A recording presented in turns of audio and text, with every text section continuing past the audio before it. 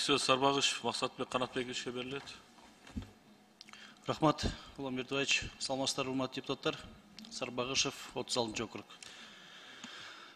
Алмаз Бейшанович, мен мындай бир суроом, ушул мүмкүнчүлүгү чектелген, же аз камсыз болгон, же томолой жетим балдардын, бүтүрүүчүлөрдүн ушул келечекте билим алуу боюнча сиздер тараптан биздин мамлекеттик деңгээлде кандай иштер алып барып жатат? Канча балага ушундай бир шарт түздүңөр?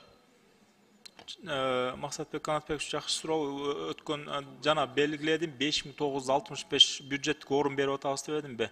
Ошол жерден контингенттер 250 бала жылда сиз айткан айырылуу катмарлар үчүн бөлүнөт. Бирок тилекке каршы булардын көбү жогорку окуучуларга тапшырбайт. Бул 265 орунубуз толбой келатат бүгүнкү күнү.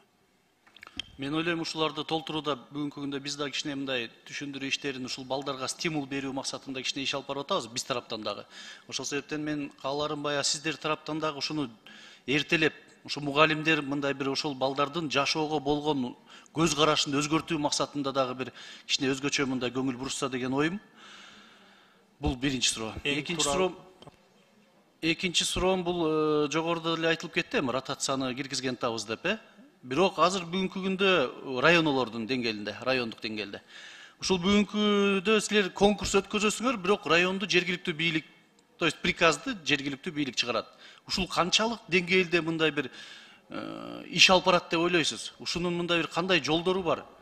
Максат Канатбекович абдан мындай бир талуулуу суроо сурадыңыз. Биз бүгүнкү күнү райондогу жана шаарлардагы билим берүү бөлүмдөрүнүн башчыларын дайындагандыктан контрол абдан жакшы эмес. Региондорго барганда бул атмосфераны сезгенге болот. Бүгүн аким менен мэр менен түшүнүш алган баягы жетекчилер өздөрүнүн арабасын түртүп баратышат. Тилекке каршы Бишкектеги реформалар айыл жерине жетпей жатат. Бул боюнча ошо өкмөт башчыбызга мен кайрылып жатам. Ушул боюнча кайра долбоорду карап чыксак, кайра мыйзамга өзгөртүү боюнча сунуш киргизсек деп жатам. Бирок жергиликтүү бийликтин күчүн жогорулатуу боюнча бул чечим кабыл алынган экен.